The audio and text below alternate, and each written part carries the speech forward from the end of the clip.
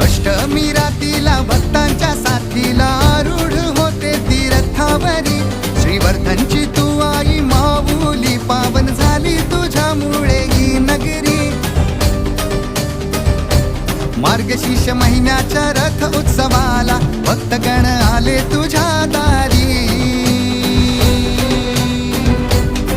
आई सोमजाई, देवी सोमजाई, कृपा राहू दे तुझी आम्हावरी. आई सोमजाई, देवी सोमजाई, कृपा राहू दे तुझी आम्हावरी.